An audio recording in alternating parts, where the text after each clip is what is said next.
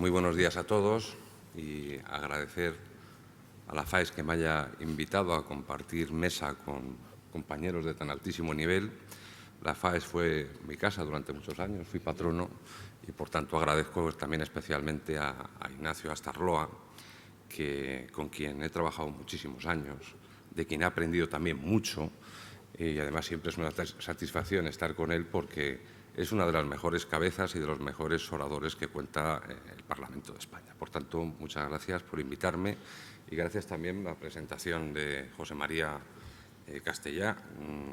Has puesto encima de la mesa algunos puntos. Yo espero, en una reflexión inicial, tocar alguno de ellos y, sobre todo, centrarme, porque tengo el honor de ser ponente de una de las reformas más importantes que yo creo que va a marcar un antes y un después, que es la Ley de Transparencia, y finalizaré con algunas consideraciones breves sobre los partidos políticos.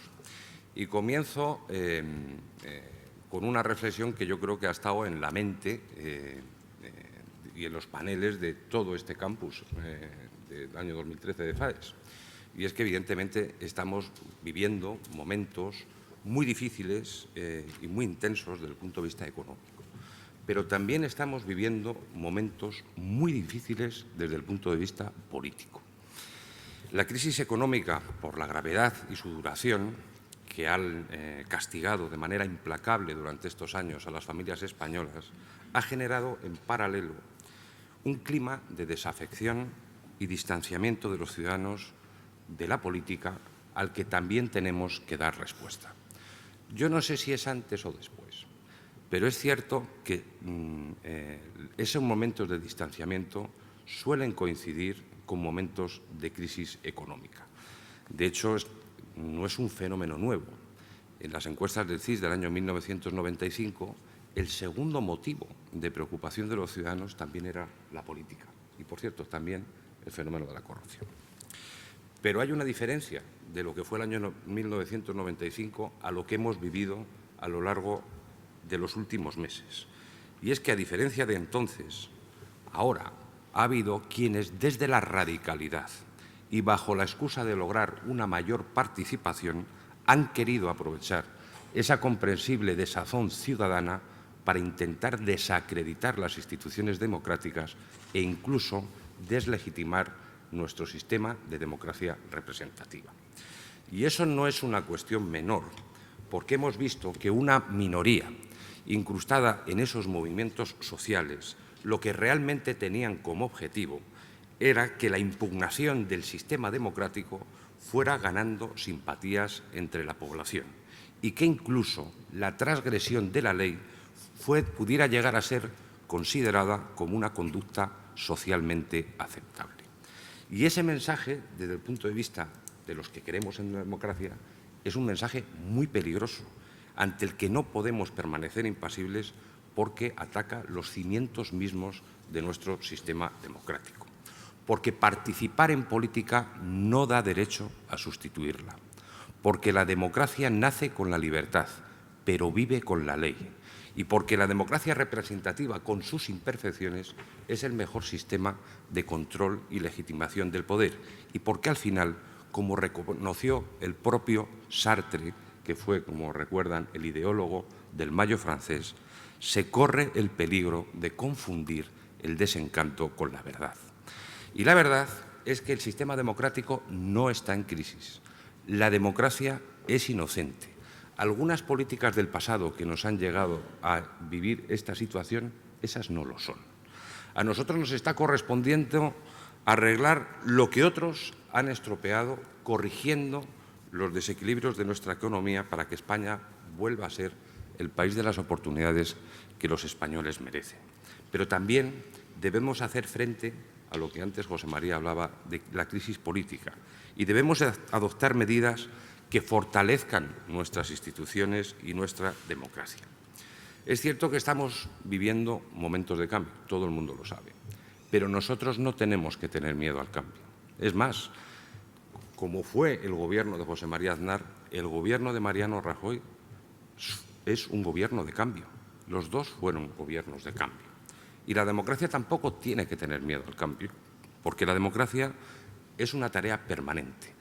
La democracia tiene que ser sólida en sus cimientos y en sus principios, pero debe ser líquida en su evolución. Necesita crecer, necesita mejorar, avanzar, fortalecerse. Y el mejor camino para ello, el más seguro, es, frente a otras tentaciones, el camino de las reformas.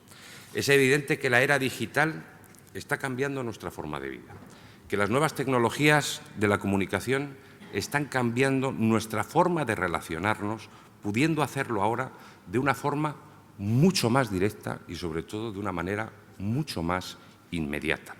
Son cada vez más los españoles que no quieren sentirse meros espectadores y que ya no encuentran satisfacción en esa vieja práctica del vota, delega y luego olvida, sino que, por el contrario, quieren tener una mayor participación y un mayor protagonismo y conocimiento en la gestión de los asuntos públicos.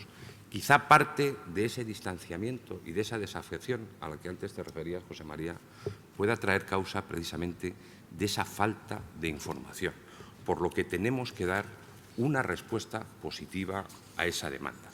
Y en ese sentido, la Ley de Transparencia que se está tramitando en el Congreso va a ser un factor determinante. Era una de las grandes asignaturas pendientes que tenía nuestra democracia, porque España era uno de los pocos países de Europa que no contaba con una ley de esas características, por lo que el mero hecho de que vayamos a tener una ley de transparencia, además de llenar una laguna en nuestro ordenamiento jurídico, yo creo que va a ser una gran noticia.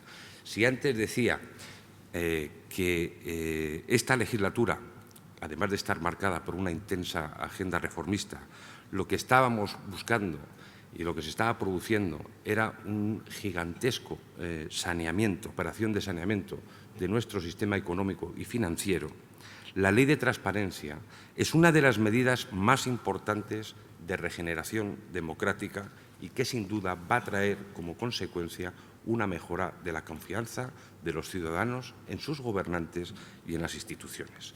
Una ley que va a marcar un antes y un después. Algunos incluso han llegado a decir que es una de esas leyes que justifican por sí misma una legislatura, porque la transparencia es un principio, pero también un valor de fortalecimiento democrático. A más transparencia, más control sobre las cuentas públicas y más confianza en las instituciones públicas. Una ley, además, que va a marcar una nueva etapa, porque va a marcar un nuevo modelo de relación entre las administraciones y los ciudadanos, sobre la base de una nueva cultura, que ya no tendrá marcha atrás, la cultura de la transparencia y la información. Antes, durante muchos años, la regla en la relación entre las administraciones y los ciudadanos era la discreción. Ahora la regla será la transparencia. Antes la información era la excepción. Ahora será la norma. Por tanto, transparencia e información para que los ciudadanos puedan conocer en qué se gastan el dinero las administraciones. Y ello tendrá, a mi juicio, un impacto muy positivo y ayudará también a superar ese clima de desconfianza en el que estamos inmersos. Y es una ley donde se recogen también los principios de buen gobierno, que deben marcar la actuación de todo gobernante en la administración y gestión de los recursos públicos. Se trata de que los principios de eficacia, eficiencia, austeridad, responsabilidad y rigor se trasladen siempre a la gestión de los recursos públicos. Se trata de evitar el despilfarro y la gestión irresponsable. Se trata de gestionar correctamente los recursos públicos, como dice el Código Civil, con la diligencia de un buen padre de familia, o, si lo prefieren, gestionar los recursos públicos como si fueran los propios, con sanciones en caso de incumplimiento que pueden llevar hasta la destitución del cargo público. Es, por tanto, una ley de autoexigencia para todos y para que todos, ciudadanos y también los políticos, nos veamos reconocidos en ella. ¿En qué momento estamos de la tramitación? Pues ya muy avanzada, porque tras una fase de comparecencias y una vez superado la enmienda a totalidad, justamente esta semana vamos a iniciar la fase de ponencia y está previsto que a finales de este mes, el 23 de julio, aprobemos el dictamen en comisión y que esta ley definitivamente el Congreso la pueda aprobar al comienzo del periodo de sesiones al inicio del mes de septiembre. Un proyecto que además va a haber ampliado su ámbito subjetivo, pues inicialmente iba dirigido exclusivamente a las administraciones públicas, lo vamos a ampliar a otras instituciones como la Casa Real, los partidos, los sindicatos, las organizaciones empresariales y, además, a otras organizaciones que reciban ayudas o subvenciones públicas. Por tanto, transparencia para todos. Nosotros queremos lograr el mayor consenso posible porque entendemos que esta, por su importancia, tiene que ser una ley de todos, porque nos afecta a todos y todos vamos a aplicarla. Pero además del consenso, lo que queremos, y creo que es mucho más importante, es que sea una buena ley, una de las más avanzadas de nuestro entorno y que sirva al objetivo de lograr una mayor confianza y cercanía en las instituciones, entre las instituciones y gobernantes, y con ello que nuestro modelo democrático sea mejor y de mayor calidad. Y a la transparencia también es un buen antídoto, un buen cortafuego para prevenir prácticas irregulares, porque la corrupción se desenvuelve mejor en la opacidad, en la arbitrariedad, pero le cuesta mucho más desenvolverse y desarrollarse en un clima de claridad y transparencia, de control y objetividad. Los casos que hemos venido conociendo han creado un clima de alarma y preocupación social, y debemos reconocerlo así. Y también debemos darles respuesta no solo política, sino también jurídica, porque la corrupción es una lacra que tiene efectos demoledores sobre el prestigio de las instituciones y sobre el propio sistema.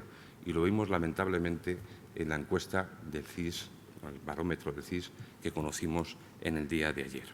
Tenemos que hacerlo porque, además, los políticos somos los primeros en sentirnos insultados cuando descubrimos que en nuestra actividad hay personas que, por sus actuaciones o comportamientos, no merecen la confianza de la sociedad ni tampoco la nuestra, y que merecen, además, el mayor de los reproches. Son casos singulares, minoritarios, por lo que creo que también es injusto crear de manera falsa o interesada un clima de sospecha generalizada de la política que no se corresponde con la realidad, porque además termina produciendo el efecto perverso e indeseable de que los ciudadanos finalmente no sepan distinguir de los políticos honrados, que son la inmensa mayoría, de aquellos que no lo son, que no sepan distinguir entre las conductas lícitas de aquellas que merecen censura.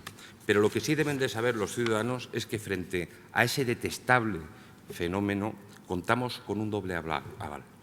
El primer aval es que las instituciones están funcionando, que la justicia investiga, actúa, que la justicia lava y limpia, aunque es verdad que sería deseable que lo hiciera con mayor rapidez, y esa es una línea de la reforma que está poniendo en marcha el Ministerio de Justicia. Y la segunda es que la justicia es la garantía frente a la insidia, la exageración o la mera conjetura del esclarecimiento de la verdad en base a la prueba y la ley, para que este tipo de comportamientos sean castigados y nunca queden impunes. Soy de los que pienso que en la corrupción fallan sobre todo las personas, no solo las leyes, pero también pienso que las leyes se pueden mejorar.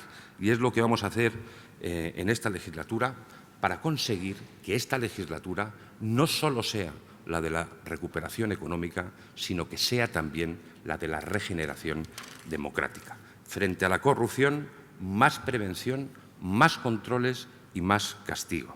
Y esa es también una línea de reformas que también está impulsando y está estudiando el Ministerio de Justicia. Dejemos, por tanto, que la justicia mire al pasado y legislemos de cara al futuro para intentar conseguir que la corrupción deje de ser noticia todos los días y pase a ser una palabra maldita y arrinconada en el diccionario. Y, por último, porque no me da más tiempo, una brevísima consideración sobre los partidos, que no han permanecido ni ajenos a la polémica ni a la crítica política, al punto que incluso en estos meses se han llegado a escuchar voces que consideran a los partidos como estructuras organizativas prescindibles en democracia, olvidando que en democracia los partidos son elementos consustanciales a la misma, de suerte que las democracias modernas se suelen definir como democracia de partidos. Es verdad que los partidos no nacieron con la democracia, que incluso fueron perseguidos en la Revolución Francesa, siguiendo el ideal rusoniano que amparaba una suerte de individualismo político y que entendía que los partidos eran un obstáculo que se interponía entre el pueblo y los gobernantes. Pero esa concepción fue superada por la historia, especialmente por la experiencia vivida en algunos países de Europa en el que movimientos totalitarios consiguieron acceder al poder y desde el poder acabar con la democracia. Por eso no es casualidad que los países europeos que vivieron esos movimientos totalitarios y que vivieron en sus propias carnes dictaduras, no es que legalizaran, sino que constitucionalizaron los partidos a la salida de dichas dictaduras y de dichos movimientos totalitarios. Es el caso de Alemania, de Italia, de Portugal y también aquí en España. Yo creo que los partidos políticos, eso sí, con luces y con sombras, porque nada es perfecto en la vida, hemos venido cumpliendo las funciones que nos encomienda nuestra Constitución. Pero por los momentos que vivimos, y ya voy terminando, yo creo que los partidos tenemos la obligación de ser más abiertos, más austeros y, sobre todo, más ejemplares. Yo creo que esa es la línea en la que venimos actuando y lo que viene actuando el Gobierno en esta legislatura. Por eso se han reducido un 40% las subvenciones a los partidos políticos y hemos hecho, y quiero ponerlo en valor porque muchas veces se olvida muchas cosas que hacemos, una de las leyes de financiación de partidos más exigentes de nuestro entorno, con nuevas prohibiciones y limitaciones a la financiación de los partidos, en un intento de separar definitivamente el mundo de los negocios del mundo de la política. Y el Gobierno, y termino con ello, va a traer a la Cámara un nuevo paquete de medidas en esa línea. Va a traer a la Cámara una ley de control de la actividad económica de los partidos que contendrá nuevas condiciones de contratación y de rendición de cuentas. Vamos a dotar de nuevos instrumentos al Tribunal de Cuentas para mejorar el control y la fiscalización de los partidos. Nuevos instrumentos legales para que casos que conocemos hoy, pero que han ocurrido en el pasado, no puedan volver a reproducirse en el futuro, al que se unirá también un proyecto de estatuto de cargo público en el que se definirán las obligaciones de transparencia de todos los que nos dedicamos al noble oficio de la actividad política. Junto a ello, pues, y tenemos ahí un gran ponente que va a ser, ni más ni menos que uno de nuestros compañeros de mesa, el director de este curso, Ignacio Astarloa, pues estamos estudiando una reforma del reglamento del Congreso precisamente en la línea de mejorar el funcionamiento de la Cámara.